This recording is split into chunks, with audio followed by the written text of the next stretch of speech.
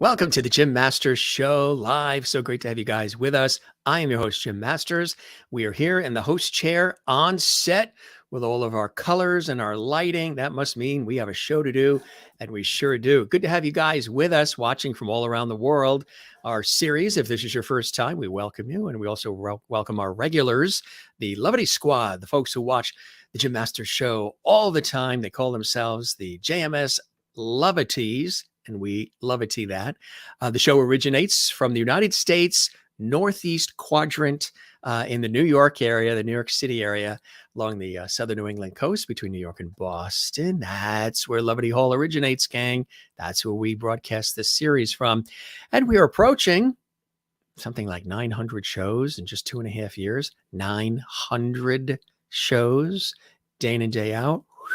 That's a lot of lovity, a lot of talking, and thanks to all of you for watching, supporting, sharing, celebrating, raving about, and connecting with us on our show and our series. It means a lot and a great deal to me and everybody. And today was, for the day that it is, with holidays approaching it all, extremely busy. On the air, hosting 5 radio shows and then a TV shoot, 9 a.m. tomorrow morning, which happens to be a Saturday. Another TV shoot, and I'm writing scripts up until 1 o'clock in the morning tonight. I'll be up writing scripts. And then we have guests all weekend long. We've got the incredible comedian and actor Dannon Green, who's joining us tomorrow. The legendary comedy legend Rita Rudner is going to be with us on Sunday, and so much more. Hope everybody's doing well. If you would like to participate while the show is on live, you can. And you can say hello to one another, and you can even communicate with us during the show when you subscribe to the YouTube channel, which is the channel where the show is originating from right now. That is Jim Masters TV. And when you do that, just click that red subscribe button. On the YouTube channel, there's a red, it just says subscribe. Click that. Doesn't cost anything. Click the notification bell icon so you never miss any of our episodes.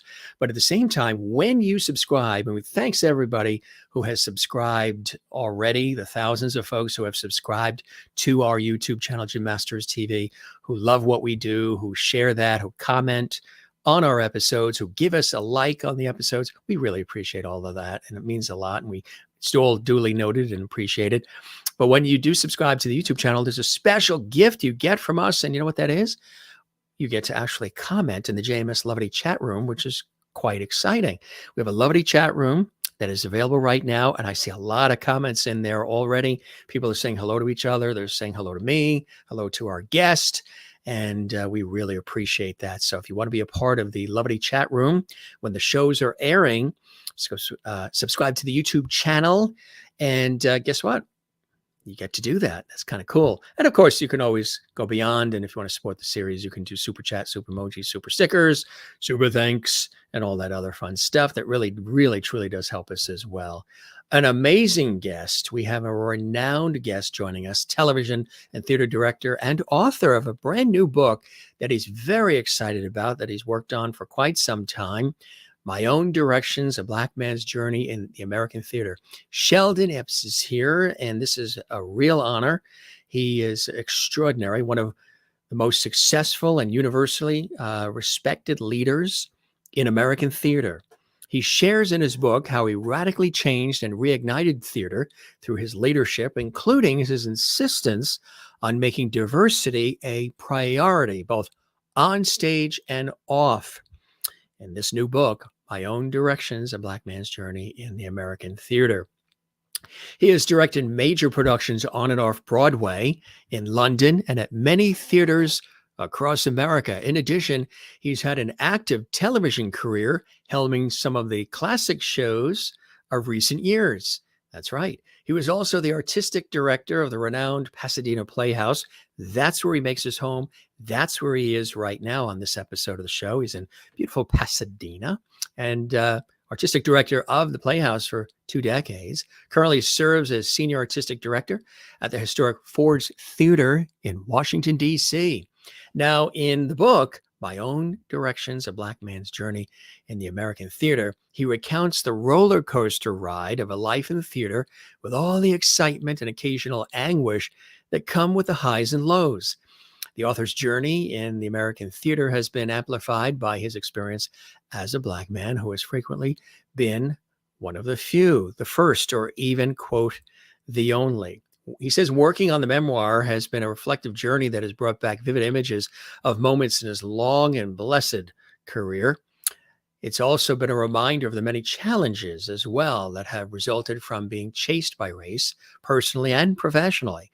And there are still extant issues in the American theater that need and require continued exposure and conversation.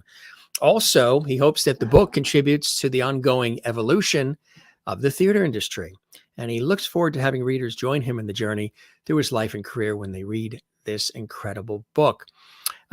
He conceived and directed the Duke Ellington musical, Play On, which received 3 Tony Award nominations. It was produced at the Goodman Theatre in Chicago, where it received 4 Jefferson Awards, including Best Musical. The Pasadena Playhouse production was filmed by PBS for broadcast as part of the Great Performances series. As you guys know, I've had an opportunity to participate as a host and co-host in several of the PBS Great Performances specials. We did Jackie Evancho, Music of the Movies at the Orpheum Theater, which was filmed for PBS and Great Performances in Los Angeles. I got to co-host that. David Foster was there. It was beautiful. And also the 20th, now this is well beyond that now, and they're wrapping in 2023, so you better get your tickets. Broadway's The Phantom of the Opera, Andrew Lloyd Webber's The Phantom of the Opera, had the honor of co-hosting the PBS Great Performances special, which was the 25th anniversary, celebrating 25 years of Phantom of the Opera on Broadway. And that was a few years back, and it was a beautiful special that was on PBS, and a few others that we've done co-hosting as well. So he really is somebody that truly loves what he does. And he also conceived and directed the highly acclaimed musical review Blues in the Night. The Broadway production was nominated for a Tony Award for Best Musical of the Year. And the London production, which he also directed, was nominated for 2 Laurence Olivier Awards and ran for over a year on the West End before being broadcast in Europe, yes, by Thames Television. And his 2018 production of the show in Los Angeles received unanimously positive critical acclaim and set box office records at the Wallace Annenberg Center for the Arts. I want to jump a little bit because I don't want to give everything away because he's done so much. But I know those of you who love television, and you guys know I work in television and radio, he has directed episodes of The Upshaws, Family Reunion, Frasier, Friends, The George Lopez Show. Talk about variety. Everybody Loves Raymond, Hannah Montana, Instant Mom, Evening Shade, Sister Sister, and many others, as well as several pilots. And for 5 seasons, he was also producer-director for the hit series Girlfriends. And in recognition of his work in television, he was invited to be in the Pankey Chair Filmmaker in Residence at Chapman University. He has also, if that's not enough, taught acting, directing, and theater management at the Yale School of Drama, USC, UCLA, University of San Diego, Occidental College, Cal State LA, among others. And he was honored to receive the coveted Alumni Achievement Award from his alma mater, Carnegie Mellon University, which of course is in Pittsburgh. He's also a longtime member of the executive board of the Society of Directors and Choreographers and served as chair of the SDC Foundation Board of Trustees. He's also on the board of 10 Chimneys Foundation. Sheldon is a 2-time recipient of the Theater Communications Group Par Charitable Trust National Theater Arts Residency Grant, which supported his 4-year tenure at the Old Globe as an Associate Artistic Director. He's honored also to serve as Senior Artistic Director, as I mentioned, at the incredibly legendary Ford's Theater in Washington, D.C. Gang, that's just the abbreviated short list. He loves what he does. He's immersed in it all, and it truly is a real honor and a pleasure to have him here on the show. We want to show you again, and we'll do it, during the course of the show, but there is the book. You can get it Amazon and all the other places. We'll tell you other places we can get it as well. Instagram, you can learn more too. He is on Instagram as well. Join me in welcoming our very special guest, again, coming to us live and direct from beautiful Pasadena, California. Sheldon Epps is here. Keep those comments coming. I see a lot of comments already built up. We thank you for them as well. And let's welcome Sheldon to the show. Sheldon, welcome to the show, my friend. It's an honor and a pleasure to have you here. Well, thank you. Thank you. Great to be here. I have to say I'm nearly exhausted after that gracious and generous introduction, hearing my life go past my eyes so quickly. Thank you for that. I appreciate it. The pleasure is all mine. It's all well-deserved and well-earned. You know, early on for you, you had mentioned, we were chatting before we went live on the air, you're on the West Coast, we're here on the East Coast, and you grew up in California. What were some of, growing up in the LA area, what were some of those early nuggets of inspiration for you, Sheldon, that sort of pointed you in the direction of wanting to go into the arts, into entertainment, theater, television, or just going into the arts at all? What were some of those early inspirational life journey moments for you? Well, people think that I make this up, but it's completely true. But they think I made it up because I was at Pasadena Playhouse as artistic director for so many years. But I actually saw my first professional production of any play at Pasadena Playhouse when I was 8 years old. And I saw the great actress icon Ethel Waters in one of her last years when she did Member of the Wedding. Yeah. And it's probably a better story if I could tell you that that was the day that I decided I was going to make my life in the theater. That's not quite true. But it was the day when I really fell in love with going to the theater, and certainly the day that I discovered what a star performance could be in Ethel Waters' great performance. So there was that, and then I moved to the East Coast to Teaneck, New Jersey, not far from Connecticut. So I was able to get to Broadway to see Broadway shows, and I saw Leslie Uggams in Hallelujah Baby. I saw Sammy Davis Jr. in a show called Golden Boy. I saw Pearl Bailey in Hello, Dolly, and then, tons of other stuff. And in the book, I talk about how I've seen many more halves of shows than I've seen the whole show, because I used to sneak in at intermission to see things. But that was, all of that made me a great theater lover, and eventually I started doing plays in junior high school and high school. And you remember the very first play that you had an opportunity to work on in junior high school or high school? I do. It was Our Town. What a good one to start with. Great play. That's a pretty good place to start, right? Yeah. And fortunately, somehow miraculously, I played the stage manager in Our Town. So I started big, Jim. I started playing parts. Right out of the gate, you went right to it. I did.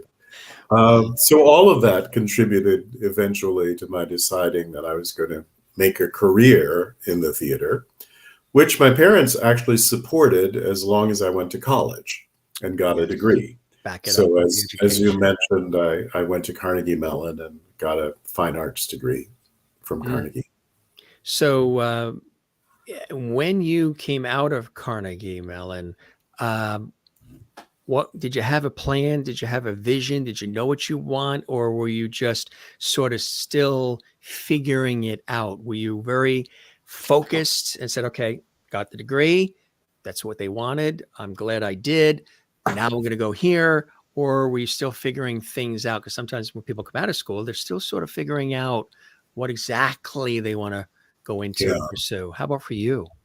I didn't have a chance to think about it, because I actually got a job in my senior year, in April of my senior year. So I missed graduation because I went to work at the Alley Theater in Houston, which was a pretty prestigious theater. And I was a fairly working actor. I did commercials and soap operas, and then off-Broadway theater, and did regional theater and all of that. So I was making a living as an actor. So I was following that path, but at some point I started to get a little dissatisfied with being an actor and wanting a bit more control over my life Hmm. and career. Yeah. So actually I started a theater company, a very tiny theater company in New York City with 4 people that I'd been at Carnegie with. And really I wanted to be able to say, here's a play I wanted to do and here's the role I want to do in this play. But slowly that evolved into directing more and finding out that directing was really where I felt most at home. And fortunately, starting to work as a director at Manhattan Theater Club and Playwrights Horizons and all of those places. So I suddenly found myself being a director, though I don't remember ever making a firm decision that that was what I was going to do, but that is what I did. Did you And do voice work too? You've got a phenomenal voice. oh, thank There's a certain sultry, smooth, buttery quality to it. why, thank you. Why, We'll thank have to get off the air now and see what we can do. That's it. But I'm sure you've done a lot of voice work over the years. I haven't, Wow. Thank you for Hey, saying that. producers, here he is. People have asked me about that for years. I can And imagine, yeah. it's only because I've been fortunate to be busy doing other things Everything that I else. didn't pursue that. I've even had agents, voiceover agents come and Yeah. say, call me, please. But I just Documentaries and all Yeah. kinds of things. Yeah, I could hear, just never had a chance to pursue that. or a smooth jazz FM station, or Yeah.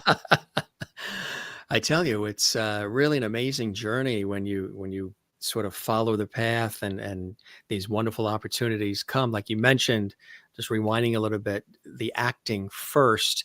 There are some folks that watch our show that are soap opera fans too. What were some of the soap operas that you graced with your wit and wisdom? Well, I had very tiny parts, so I'm not sure how much wit or wisdom was involved.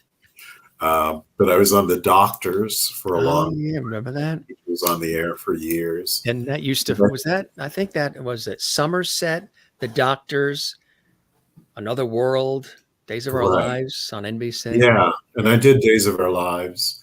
I was Not never not that I knew that. I think I read that somewhere. Or I was never a regular. I would come on and do small parts on The Doctors. I was an intern, and I'd be the one who would rush in and say, "Doctor, we need you." And Stat. that was sort of stat, right?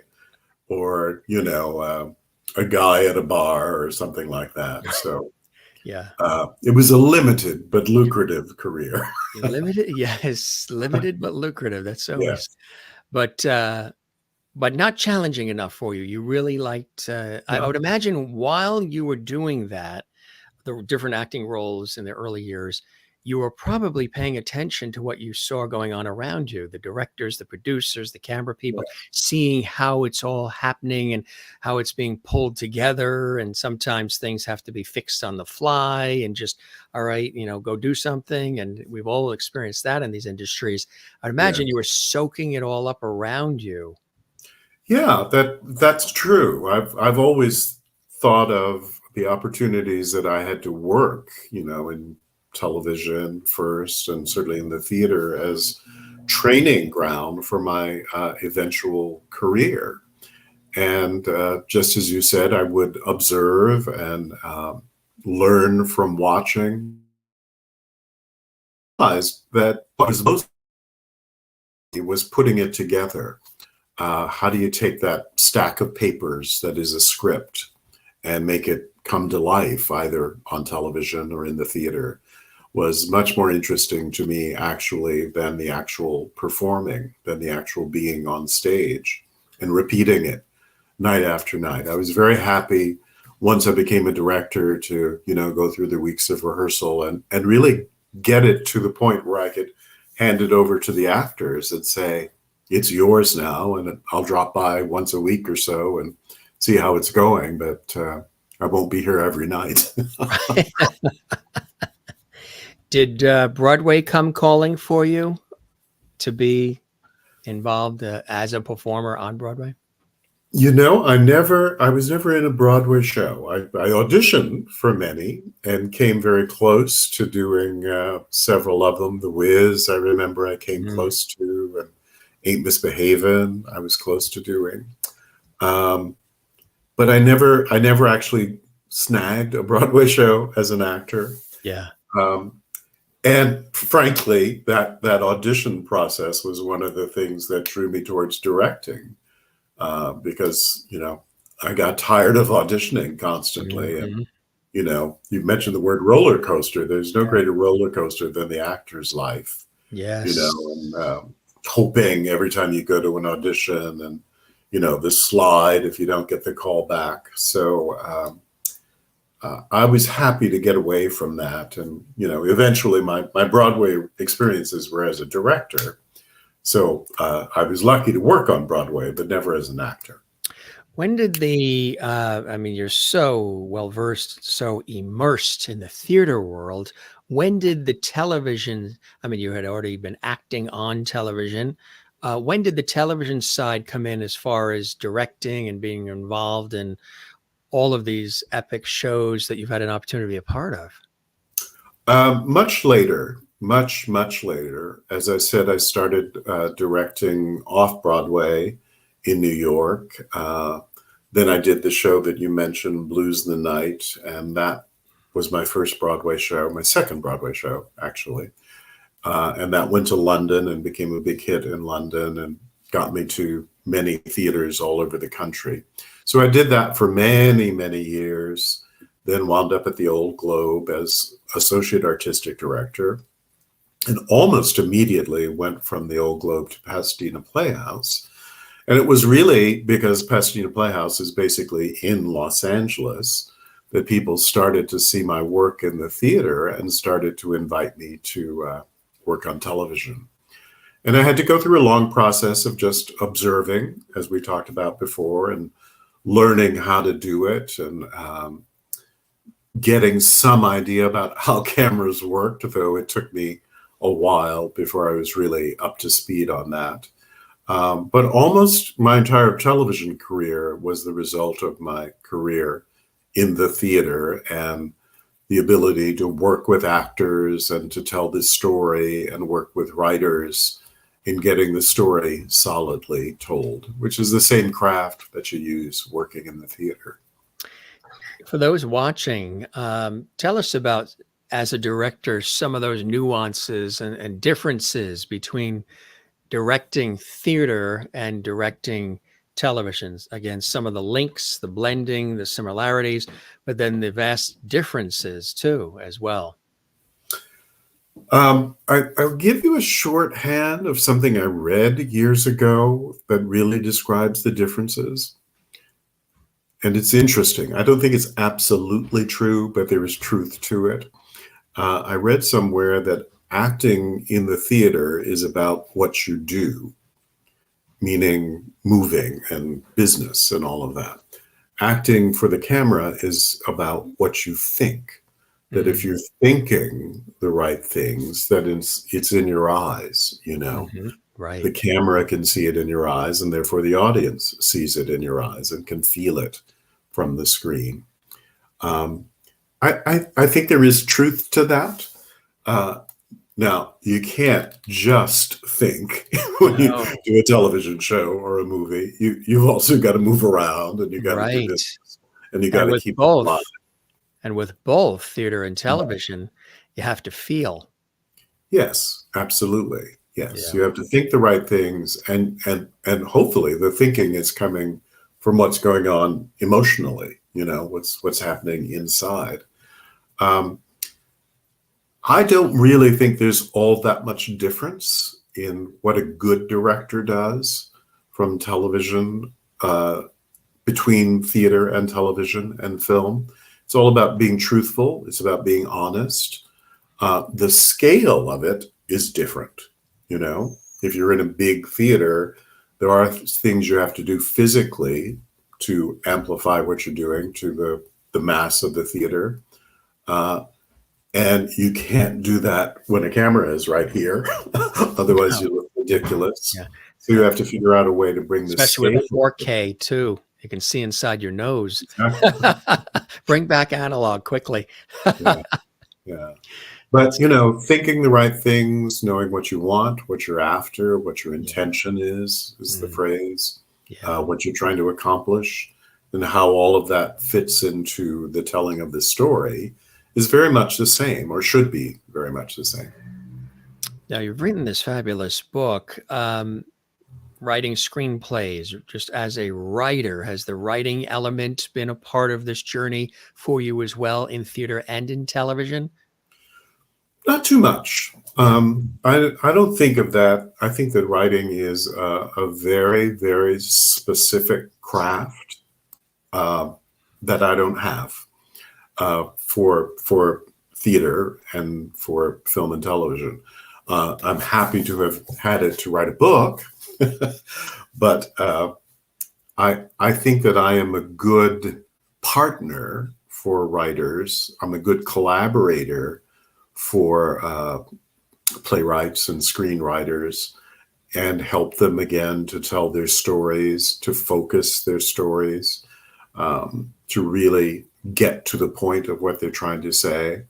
But the craft of playwriting is very specific, and especially, the great playwrights and the great screenwriters are great dialogue writers. That's the big thing. Can you write dialogue that is specific to the characters and to the moments? That's a real craft.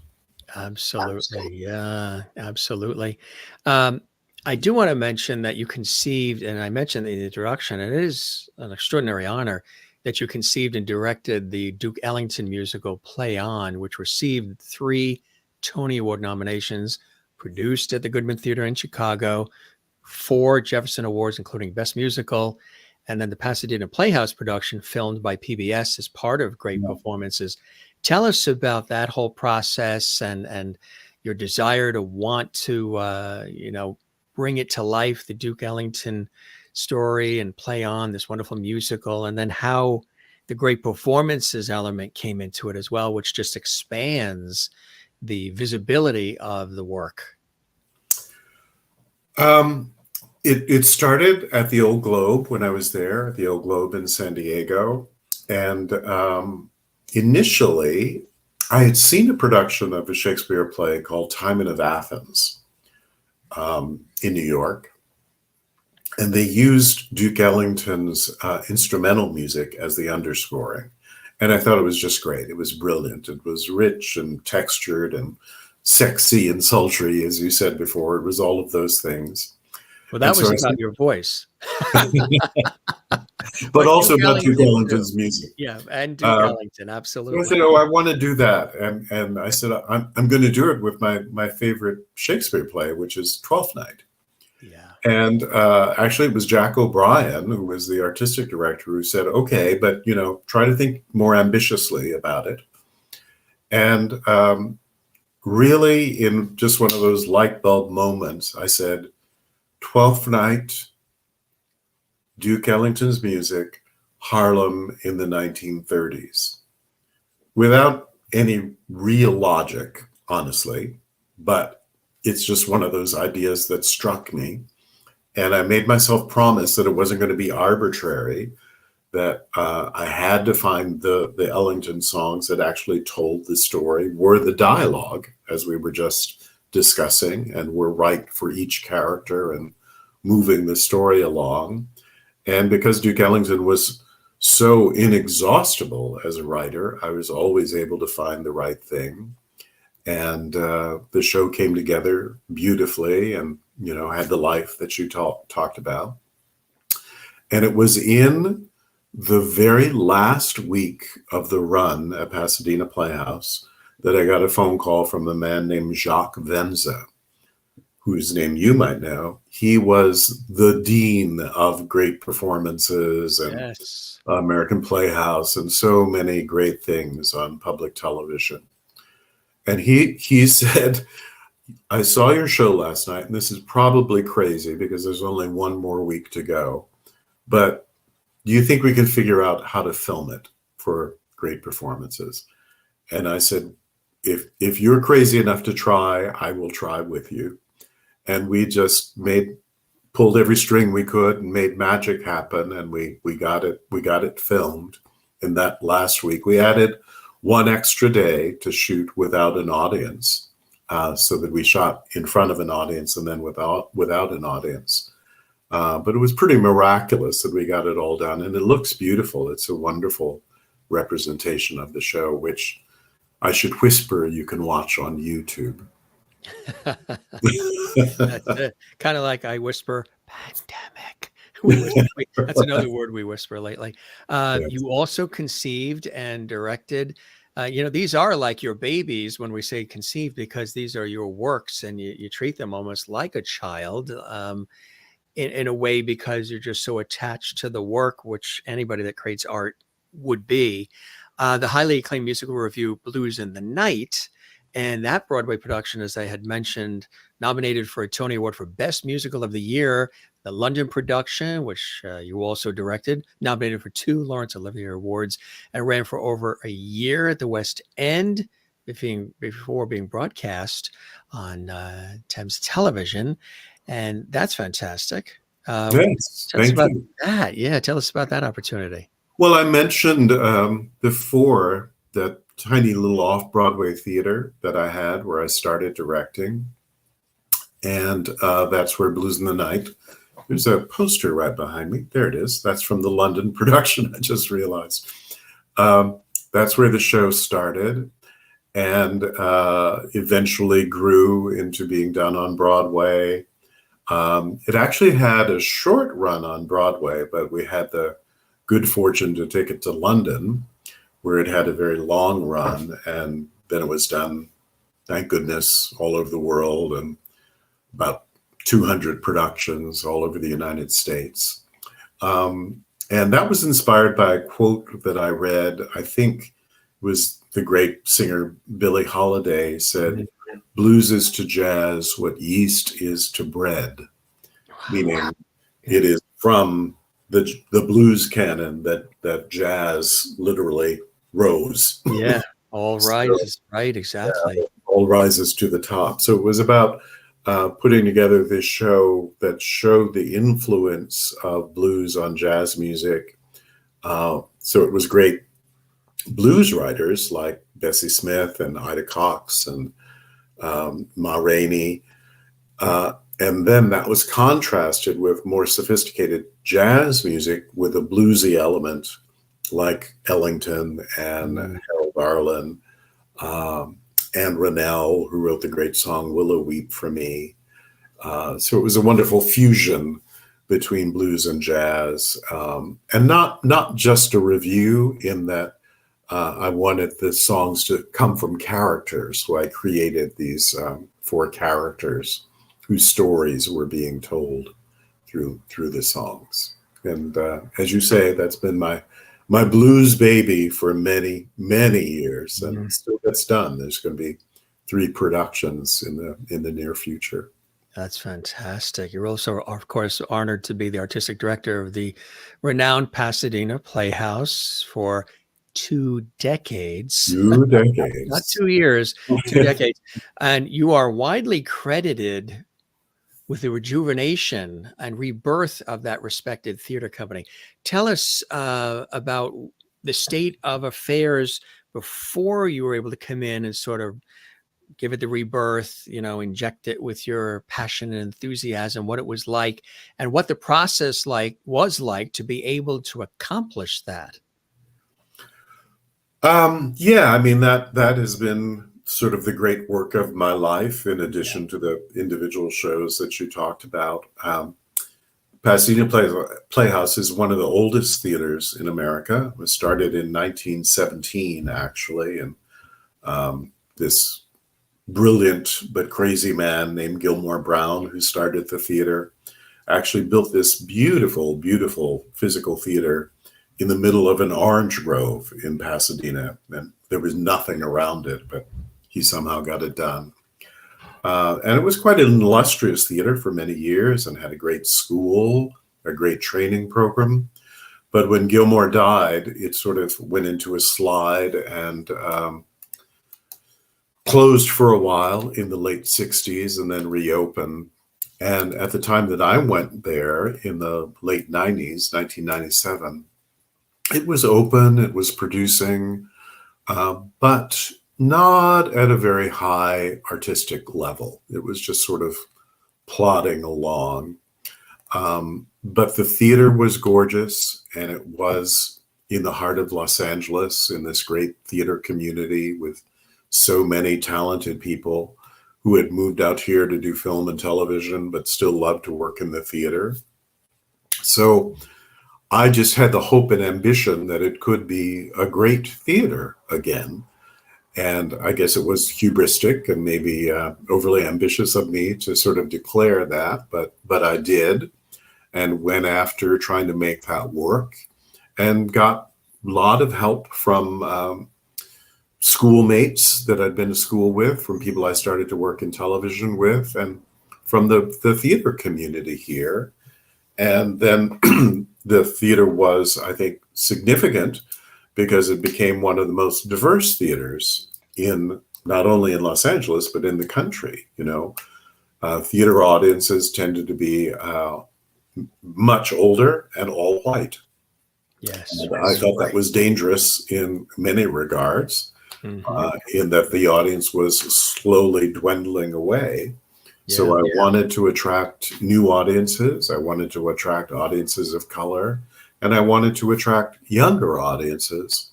So with the programming, with marketing, with all of those things, I sort of went about that. And our efforts in diversity were highly praised and highly recognized. And we became sort of a theater that was pointed to for achieving something that many, many theaters in the country wanted to achieve. Lots of accolades, like you say, and that's absolutely beautiful. And among the many honors, you received the NAACP Community Service Award and the prestigious James Irvine Foundation Leadership Award for your many accomplishments during your tenure at the Playhouse. Not the reason why you do what you do, but quite an honor to be noted and to receive that from those organizations, huh? Yeah. Since you're in Connecticut, you'll appreciate this, but there was a great director named Lloyd Richards, who was head of the Yale School of Drama for a long time, and the Yale Repertory Company. And I didn't know him well, but spent some time with him and asked him, what was the most important thing about running a theater and, trying to build a theater? And he said, keep your eyes on the prize and not on the prizes. Right. So you're exactly right. You got to keep your eye on the work, on the mission, on what you're trying to build. If the prizes come along, that's great, but you can't go along aiming for that. That's not the prize. What's really nice, too, is during your tenure there, several of the productions successfully transferred to Broadway and off-Broadway and other theaters across the country, huh? Yes, we did the very first production of Sister Act. Was born at Pasadena Playhouse, I will say. And Sister Act went on to London and Germany, and then finally was produced on Broadway very successfully, and now has been produced all over the world. I often say it's been produced on every continent in the world that is not completely frozen, because I don't think it's been done at the North or South Pole, but every other continent. Not yet, but if you have your way. Yes. And we did a wonderful show called Baby It's You that went to Broadway, and several shows that were done off Broadway and at other theaters all over the country. So it's great, to nurture something at your home base, and really, if you're smart, you do it to get it right at your home base, but then to see it go on and have a life beyond Pasadena Playhouse has been great. Absolutely.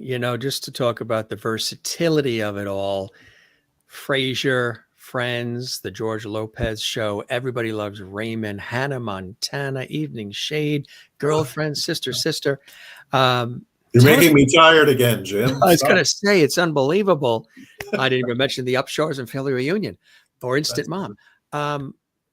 Tell us about, what that experience is like working, as a director, directing episodes of episodic television, and how unique that is. I'm familiar, of course, working in TV and some of the confines of it all, and got to keep it moving. We got to get this done. Yeah. Budgets and time and all of that come into play. Tell us about that. And the variety is extraordinary. Hannah Montana to, Frasier. Yeah, there's some contrast for you. That's it.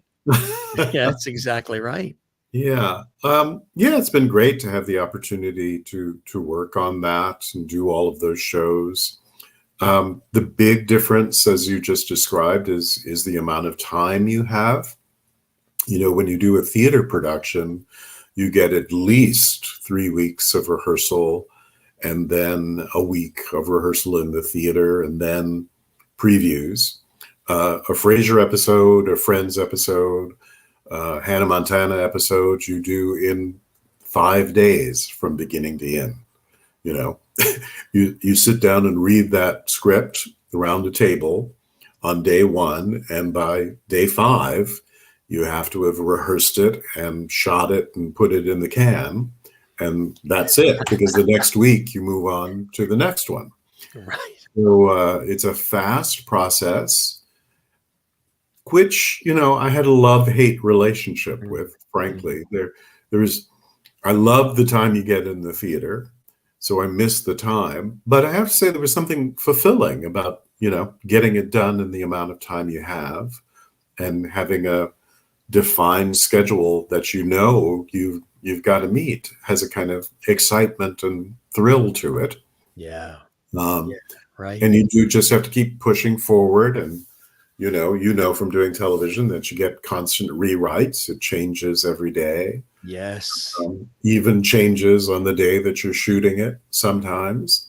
So it's challenging. It's very, very challenging, but rewarding in many ways. And as you mentioned, I was very lucky to sort of do shows all over the map, from broad physical comedy to Frasier, which was so sophisticated and witty and literate and literary and all of that.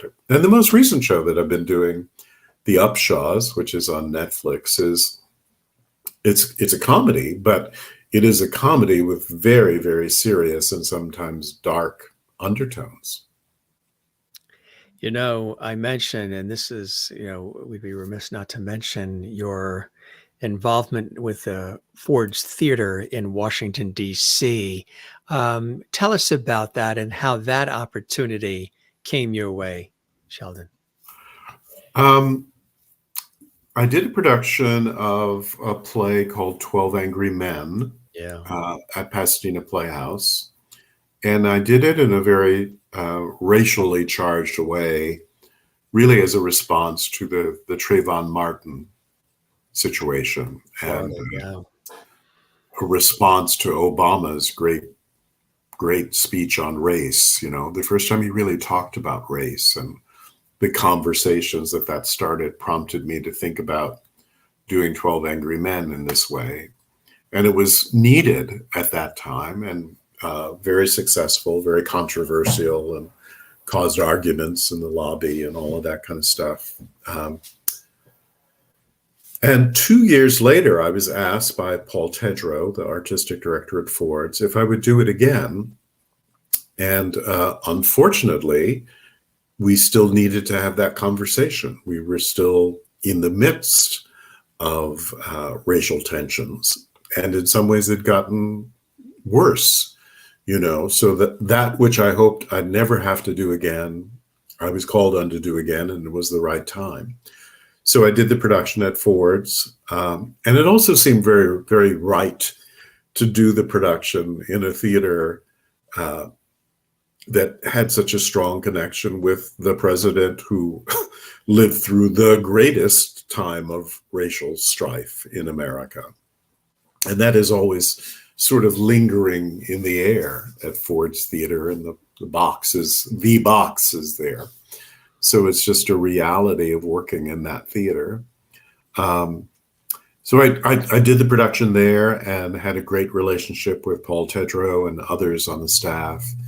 So about a year later, when Paul was wanting to start some new initiatives, very similar initiatives to the kind of things that I'd done at Pasadena Playhouse, he asked me to come on board as a consultant, as an artistic advisor, to sort of help with, not begin, because they were already involved with it, but help with their diversity efforts and their bringing new audiences to the theater and widening the scope of the programming on the stage and all of that. Very similar to what I'd done at Pasadena Playhouse. I would not have gone to a theater that was just trying to begin that process. I didn't want to do that again, but I was happy to go to a theater where that work could continue and expand, which we've done. And also, it's just a beautiful theater. It's a beautiful physical facility that's so well maintained because it's also a museum. So as part of the Parks Department, it's beautifully maintained. And Washington audiences are very, very smart and, of course, very politically minded and lovers of the arts. So it was too good an opportunity to pass up. Most recently directed the world premiere of the new musical Personality, which is slated for the subsequent commercial production in the spring. Tell us about that. Personality is a biomusical, meaning different to me than a jukebox musical, where Play On actually was a jukebox musical where there were songs that were written for completely different purposes inserted into a new story. A biomusical, to me, uses the songs of the person whose life you're depicting to illustrate their life. So Jersey Boys or Beautiful, the Carole King musical. This is a musical about a man named Lloyd Price. And I say that name, and you probably don't know that name, but what you do know is because she's got walk personality, talk personality, and Stagger Lee, and Lottie, Lottie, Lottie, Miss Claudie. Those were all Lloyd Price songs. And Lloyd either wrote those songs or made those songs famous. And he's one of those people who had a career over endless decades, you know, from very, very early in the 40s until the 2010, I think, until he died. He was performing. So actually late in the tens, because he only died about 2 years ago. And it's a story of survival and sustaining a career, overcoming obstacles. And as I said, he's a great figure in American music that people don't really know. They know his music, but they don't know the man. And that is sort of the heart of the story and the way we enter Lloyd's life. That's really fantastic. You know, when you have an opportunity to create in the way that you do, and, you know, it takes a village. You have all these people around that are of a similar mindset and wanting to get things done. None of it always comes easy. There's blood, sweat, and tears and toil to pull off the projects that, you know, the key we always say is to make it look easy to the audience, whether it's television or anything, theater, anything at all, because they're coming to be taken away from their troubles and their strife and their day-to-day. Though there are times when there are works and productions where you're taken away from your day-to-day, but at the same time, your day-to-day can tap into and is very relatable to what you're watching as far as that production or that art. The book, which is an extraordinary work of art for you, how long did it take to not only write the book, but what was the initial inspiration for you to say, you know what, now's the time. I want to write the book. I want to get this out, and I want it to connect with people, with their heart and soul. Tell us about that. Hmm. Um, I have a friend who's a writer, who's, when you talk about the time it took to write something, who says, well, there's writing and then there's typing, which I think is true. You know, And if it's single space, it's going to take a while. right. But you can write something up here for a long time before you actually sit down to the keyboard. And that was true for me. I started thinking about writing the book in 2017 when I stepped down from Pasadena Playhouse. And people started to say, you should write a book. You know, your story is unique. Your story is important. You should write a book. And I kind of dismissed it, but then enough people said it that I started to think about it. And I realized, well, I do have a story to tell. Yeah. And then, of course, I would think about it and not think about it some more. But I was busy, fortunately. I was doing the things we've talked about, working at Ford's and working at other theaters and going back to work in television. And then we had this little thing hit called the pandemic. Yeah. And it meant I had to stay at home like everybody else. And I couldn't go out to a studio. I couldn't go across the country to a theater. So that took away each and every excuse I had to not sit down and write. If I was ever going to write this book, this was the opportunity because I had time on my hands. How rare that is, huh?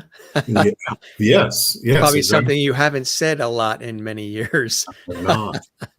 That combined with the Black Lives Matter movement, which instigated a lot of conversations about racism in the theater. And I was hearing things in those conversations that I actually had been talking about for years and years on panels and at conferences. And there was something about the realization that things had not changed and were not changing that was an instigator for me. And the ability to say that though those challenges still existed and existed when I started my career, it is possible to overcome them. It is possible to break out of the black box or the yellow box or whatever box it is that society is putting you in, and not respect the limitations that others put on you, but make your own choices and make your own unlimited choices and say, if I want to do this and I have the ability and the strength and the passion to do it, I'm going to do it. And you're not going to tell me that I can't do it because I'm Black. So I'm hoping that the book will be inspirational in that way, that it's not just about what I did and what I said, but that it will encourage people, as I say, to follow their own directions and define their own possibilities and define their own unlimited potential, and realize that if this kid from Compton could do all of the things that we've talked about, then you can do all of the things that you want to do, you know? In the book, you recount the roller coaster ride of the life in theater, with all the excitement, of course, and occasional anguish that come with all those highs and lows. And you really take us on a journey in the American theater, which has been amplified, as you say, by the experience as a Black man. Frequency, always you hear all the time, whenever something is accomplished, one of the few, the first, or even the only. Tell us about that. Well, that's just factual. You know, when I came to Pasadena Playhouse as artistic director, I think that there were 3 other Black men who were artistic directors of major theaters. And I'm talking about larger to be specific about what I'm saying. There were three of us. So I was certainly the first Black man to be artistic director of Pasadena Playhouse. I was one of the few at the time when I started, and two of those three went on to do other things and were replaced not by people of color. So there was a stretch there when I was the only artistic director of color at a major theater in the country. Fortunately, that's no longer true at all. There are lots of men and women of color running major theaters, and that's a great thing. But it was a fight to do that, to get that job, to prove that I could do the job. And having the extra burden of making sure that I didn't fail, because if I failed, that would be a reason to not hire others. So Right. I had to be successful for myself, but I also had to be successful for those who would follow me. And it was a long journey, you know, as you said, 20 years is a long time. And it had highs and lows, including, quite frankly, the theater having some financial difficulties, which forced us to close for a period of time. But even that we fought through and came out of it better than we were before, which was so important to me. I didn't want the theater to reopen and be a lesser theater than it had been before. But roller coaster is an apt term. It's very apt that, you know, there were highs, great highs, in working with people like Lawrence Fishburne and Angela Bassett and Richard Chamberlain, Diane Carroll, Felicia Rashad, but then some lows, you know, some struggles and challenges, and the challenges of people who said, you know, what's this Black guy doing here? You know, how'd he manage to take over our theater, and when can we get it back? Yeah, like you say, the many challenges. The book is a reminder of the many challenges that have resulted from being chased by race, personally and professionally. Yes. And even with all the progress that's been made, of which you have been a significant contributor to and helped facilitate through your work, and I know you're humble about that, there are still issues that prevail in American theater that I know you're a big believer need to be looked at and exposed, and we need to have a conversation, not just in theater, but in life, but specifically talking about theater still existing today. Yeah, I would say existing in theater, but also existing in film and television. You know, we are seeing, you see, the audience sees a whole lot more faces of color on the stage, on the screen, and more faces of color producing and directing. But in those decision-making positions, it's still a very white world. And it's rare to find a studio head or a network head who is a person of color. So we still need to make progress there. And though there are many more men and women of color running theaters, we need to see more of that. It's still a small percentage. And frankly, we need to see more faces of color in the audience, you know, more fully reflecting what America is now. America is not an all-white nation, and these are public theaters. Therefore, they should serve the public, and they should serve all of the public. And that was something that I fought for, and that American theaters are fighting for now, but it's still tough. I still go to the theater in New York sometimes, to some of the larger theaters, and I always look around. And far too often, I'm still the only face of color in many of those audiences, or there's one or two other people of color. I just feel that's got to change, because that's not what you see when you walk down the street in New York or any major city in the country. So those theaters need to reflect their communities. How do you go about doing that? Is it getting the word out? Is it immersing yourself in the community? Is it opening the doors wider? Is it being better at communicating, promoting? Is it all of the above? My answer is yes. It's literally all of the things that you just listed. And I don't by any means minimize the effort of that. Producing theater is hard enough. It's tough. Producing television is hard enough. Doing your show is hard enough, but then you have to make all of those extra efforts that you just listed in marketing, in communication, in reaching out to communities.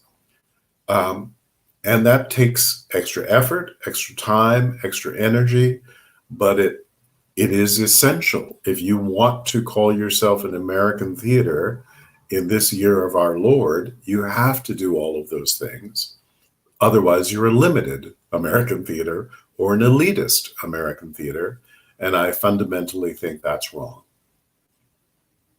Beautifully said. Beautifully said. What are some of the takeaways that you hope people are left with when they read this book? And the book I recommend for everybody to pick up. It's a beautiful, beautiful reflection with some poignant moments and some moving moments as well. I love the title too. It's so perfect. It's like, tell us about some of the things you hope people are left with. And I can even see a book like this in universities, schools, not just on the coffee table at an individual's house. That's wonderful too. But, in libraries and other larger facilities as a sort of like a teaching tool. Here's somebody who has, taken the bull by the horn and navigated what he had to navigate, the pitfalls, the landmines, the landscape, and look at the wonderful story and the success, but yet also at the same time, not just resting on those laurels, but wants to pay it forward, wants to inspire others, empower others, show others, hey, I can do it. You can do it too. Right. Tell us about that. I'll tell you, I mentioned before that there were people who started asking me about writing a book. And one of those people was the head of a directing program at a major university in Chicago, actually. And she said, not only do I want you to write your book, I think you need to write your book. And I said, well, why is that? Why do you feel that way? And she said, because there aren't any books out there that can speak to my Black students, to my students of color in my directing program. They need to hear your story.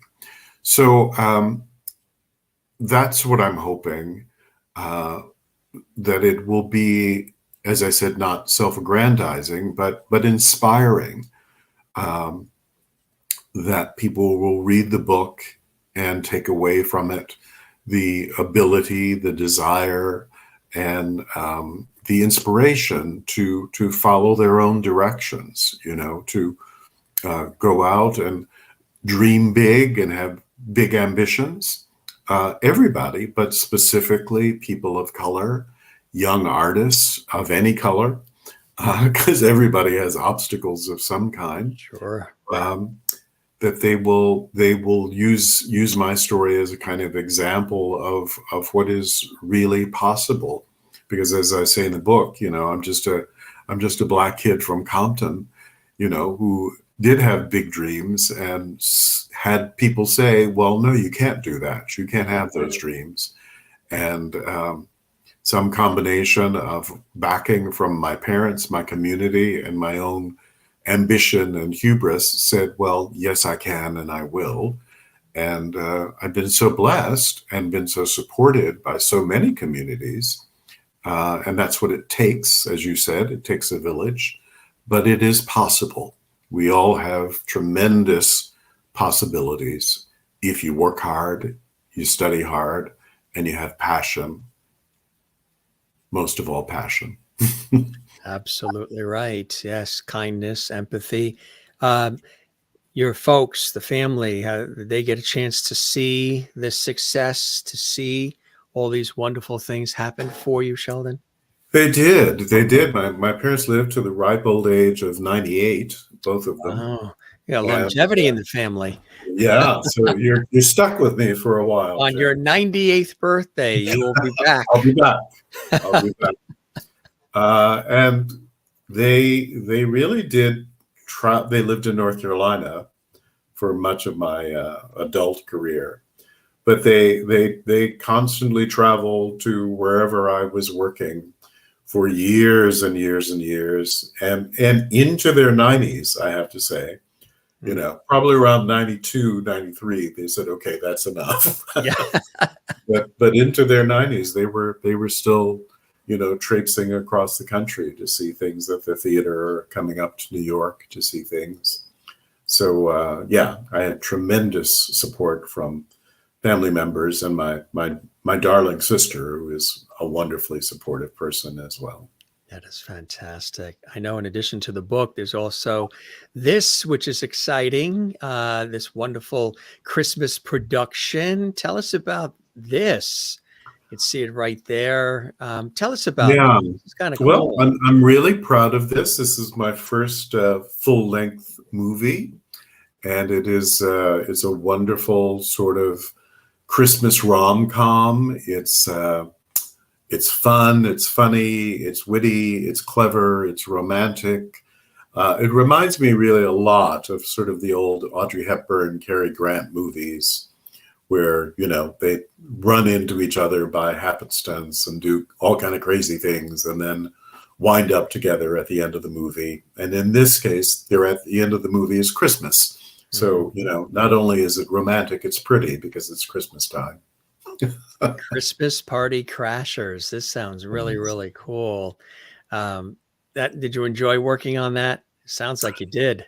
I did. I had two great leads in Sky Townsend and Jamie Kalika, who were in almost every scene in the movie. It was fast. We shot it in 14 days, which was a really quick schedule, but we got it done. And I'm proud of it. And I think it's very charming, very funny, very witty, very clever, and good holiday high spirits. What are some other wonderful things that you have in the offing that you're excited about, that you're working on over the coming months or into the new year?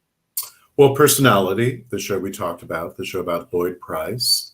I did a play at Ford's Theatre, a play called My Lord, What a Night, which is about the very interesting relationship between Albert Einstein and Marian Anderson, the great Black opera singer. And it's a true story of their friendship.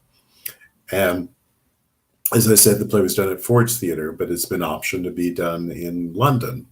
So I'm looking forward to that. And another play that I just did in Houston, Texas, called Miss Maud, about the relationship between a famous Life magazine photographer and a Southern nurse midwife, has also been optioned, hopefully, to be done on Broadway. So I'm still out there, still following my own directions, Jim. That's it. Absolutely. That's a beautiful thing. What would the Sheldon of today say to maybe the 10-year-old Sheldon? I was very shy as a 10-year-old. That was around about the time I moved from an all-Black neighborhood in LA to a predominantly white Jewish area in New Jersey. So I really kind of shut down. I was very, very shy. So I think I'd say, don't shut down. Be bold. Be brave. You are as good as all of those around you. And don't be afraid to dream. Don't be afraid to dream big.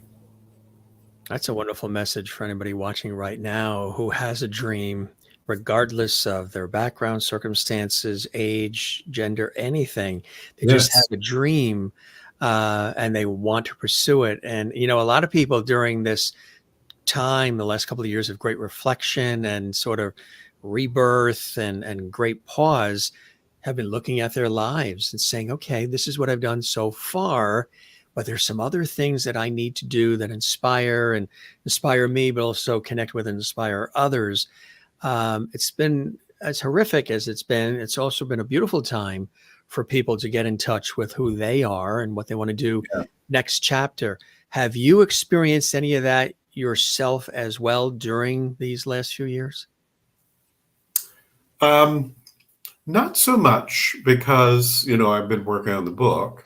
So it's more about looking backwards, but looking backwards constantly with an eye to the future, I suppose, because I don't think that, fortunately, a lot of people thought when I stepped down from Pasadena Playhouse that I was retiring.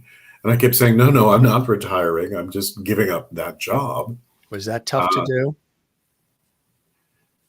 Yes and no. It was hard to do because it was great to have an artistic home, as I call it. And I love the work with the artists. But I was ready to give up all the administrative stuff and the fundraising and all of that. But, I didn't know if the phone was ever going to ring again. I'd been able to give myself a job for 20 years. But fortunately, the phone did start to ring. So as I was looking backwards, I was also able to look forward to what's next. That's cool. That's fantastic. This is very exciting, about the book, and to be able to have it out there. And congratulations. What was harder, would you say? And it's an interesting question, because people say it used to be that I always heard two different answers. And then a few weeks ago, I asked somebody the similar question, and there was a third answer. The two answers usually are, I found it hard to get started. Like you said, the typing, you have it all up here, you've lived it, but now we've got to sort of make it fluid and concise and get it down on paper. So for some, when writing a book or writing anything, it's just getting those first few lines on the paper to get that momentum, get that flow. And then others will say, well, knowing when to finish it, knowing when to cap it, knowing when I'm good with telling it, maybe I could continue, but I'm good with it for now. I've done rewrites, and I could put the period on the last word of the last sentence and walk away and say I'm good.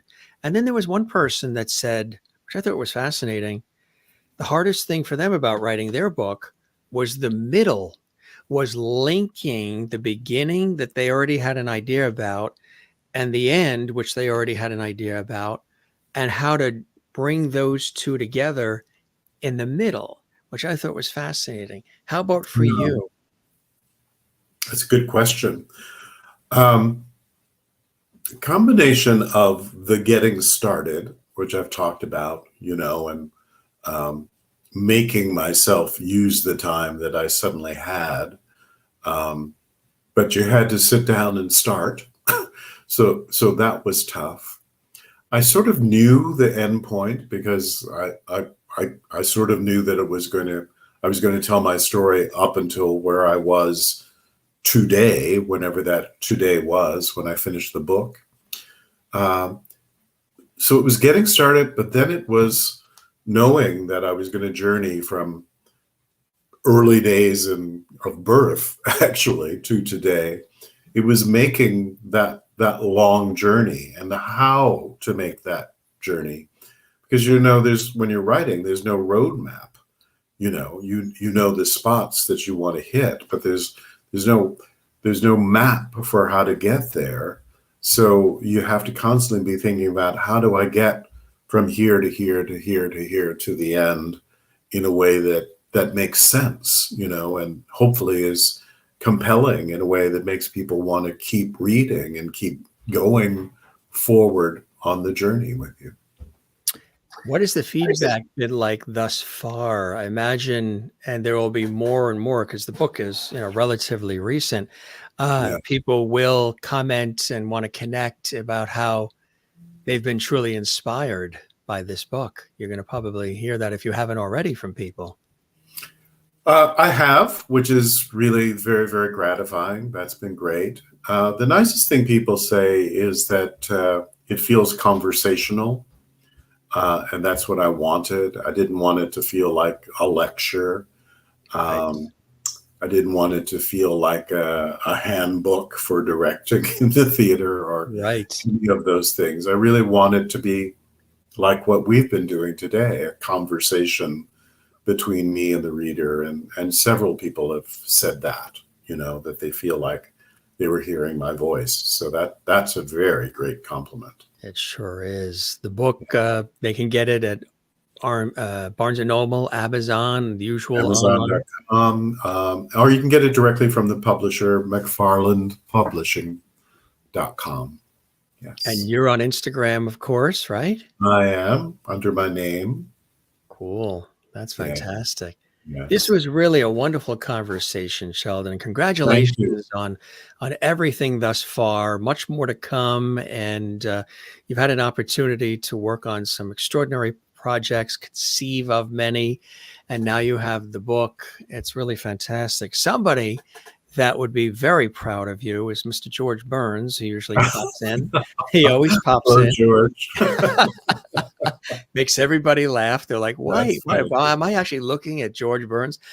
He's got his cigar. He has his pocket square. My aunt collected dolls. I mentioned it on each show in case people are like, what's this guy doing holding this doll? She collected dolls, and this was like a family heirloom, got passed down to me. We did a nostalgic episode. Audience fell in love with it. So George pops in, and he said that you knocked it out of the park, kiddo, tonight. He thoroughly enjoyed the conversation. He wishes you continued blessing and joy in your life and love from him and Gracie. And of course, he played God in the movie. So you got God on your side. I do indeed. And I thank you, George, and I thank you, Jim. It's been a pleasure to talk to you. Oh, I hope the show met whatever expectations you had, and you enjoyed the time with me as much as I have with you, Sheldon. I did, absolutely. Congratulations on everything. We'll keep the porch light on for you, and you're welcome back, sir, anytime. And thank you. Spread the word about the Jim Masters show live. We would absolutely love that. Takes a village. You're right. You're right. You be well, okay? Okay. Thanks so much. Happy holidays. Thank you. Bye-bye now. Sheldon Epps joining us here for an extended conversation about a lot of different topics, which are really, really fantastic. And I really love this episode. And I think you guys did as well, because you've been commenting throughout. And we thank you so very much. Let's show you that book again, My Own Directions, A Black Man's Journey in the American Theater. And Sheldon is truly renowned and beloved in the industry. He's been doing it for a long time in theater and in television. One of the most successful and universally respected leaders in American theater. And in the book, again, he's sharing how he radically changed and reignited theater through his leadership, including his insistence on making diversity a priority both on stage and off. The book, again, My Own Directions, A Black Man's Journey in the American Theater, available there at Amazon and from the publisher direct, and just really fantastic. There it is there. And we appreciate him being here. This was really a wonderful conversation, how we took it in a lot of different directions. And you guys have been commenting throughout. We thank you very much for your comments. Renowned television and theater director, as well as author, published author, Sheldon Epps joining us here exclusively on the Jim Masters Show. We're so excited to have this opportunity to chat with him. I want to let you know as well, tomorrow at 4 p.m. Eastern, it's an earlier afternoon show, everybody, 4 p.m. Eastern, 1 p.m. Pacific. The incredible, one of the hottest comedians right now, Dannon Green. He has this extraordinary new boxing documentary that he created. Comedian and actor Dannon Green is going to be here, and he is extraordinary. Just Google him and you'll see who he is if you're not familiar. He's one of the hottest and well-known comedians of our time right now. And this incredible boxing documentary, The Executioners, is extraordinary. He's going to talk about that and so much more. So we're excited about that. On Sunday, comedy legend Rita Rudner is going to be here at 7 p.m. Eastern, 4 p.m. Pacific. This is for those who are watching live. She has been around for a long time. She's one of the hardest working people in the business. She's funny. She's quick. She's known for her one-liners. She's been on The Tonight Show with Johnny Carson. She's been on every talk show, every show, movies, stage. One of the most revered people, selling out in Las Vegas for decades. And she's got a new book out, Rita Rudner, My Life in Dog Years. That's on Sunday. She is renowned. She's a legend. And we're going to be blessed with Rita Rudner joining us here on the Jim Masters Show series. Gang, if you enjoyed this episode, we would certainly love it if you, before you depart, click the thumbs up on our YouTube channel on this episode. Leave a comment on the channel. I know you guys like to comment in the Lovity chat room, but also leave a comment on the channel underneath the episode. Hit that red button, which is right there on our YouTube channel as well. That is subscribe. That means you're a part of the JMS Lovity family. And click the notification bell so you never miss any of our episodes, like the spectacular one we just had with Sheldon Epps just moments ago. If you came in late or you missed anything from this episode or any of the hundreds and hundreds of episodes, well, you can see them all on our YouTube channel at Jim Masters TV. You can browse, you can peruse, and you can have a spectacular time with it. So this was wonderful. Again, really a great conversation. And thank you, everybody, for being here. Let's check in with some of our Lovity comments here. Thank you, Sheldon and Jim, for a fantastic night. Our pleasure, Sherry in Kansas, and Jane in Sweden. Thanks, Sheldon, for being here tonight. Thanks, Jim. Our pleasure. And Kathleen in New York. Thank you, Jim. Have a great night. Good night, all. You as well. Merlin in Canada. Thanks, Sheldon, for being here. It was a pleasure. Absolutely. Kathleen also says, thank you for being here, Sheldon. Really a great conversation. Jen Barry in Pennsylvania. Sheldon, thank you for spending time with us. Come back soon. You are a Lovity. I mentioned to the guests before we go on what the Lovity thing is all about, and they Lovity it. A fun show tonight. I appreciate that as well. An amazing story he has shared, one of triumph and tenacity and passion. Pam says, thanks for a great show. My pleasure, Pam. So glad you are with us as well. And everybody that is here, look at all the great comments. This has been fantastic. Thanks for a lot of new people joining us as well. You guys are great. Thanks for all these comments. It's good stuff. Rochelle Banks says, cool. And oh, wow. Thank you very much. We appreciate that. And this is nice. She also says, oh, cool. My first experience with Sister Act for the stage was doing the junior show about a month ago. That is amazing, Rochelle. And Rochelle Banks also said she perused our YouTube channel, Jim Masters TV, looking through the channel, and she's excited about exploring the past and enjoying the future episodes of our series. Thank you, Rochelle. Thanks for subscribing to the YouTube channel. Tell all your friends about us. Have fun binge watching the hundreds and hundreds of episodes we have there for your viewing pleasure, and spread the word. And this was really fantastic to have you here. And everybody, again, we really appreciate all these comments. And Maureen in Arizona says, welcome, Rochelle. She's talking to Rochelle, who discovered our show. You'll love being here. Hope you come back. Each episode is sensational. Thank you very much. I appreciate those kind words. Colleen Gaynor, hello. Good to see you as well. Colleen Gaynor, good stuff. And everybody else, all these wonderful comments here. We see as many as we can. I know some of them, sometimes they go by real fast, but just know that we appreciate you being here, whether you're watching live or you watch this later on in the archives. Means a lot to us. So this is your host, Jim Masters, thanking you for your time this time. Till next time, don't forget to love one another, take care of one another, be good to one another. We say that all the time. And don't forget to relax. Take time for yourself, breathe from the diaphragm, and relax. Take time for yourself. It's a crazy, nutty world out there. Spread the good word. Tell everybody about our show, but also take good moments for you, and celebrate your talent and your abilities as well.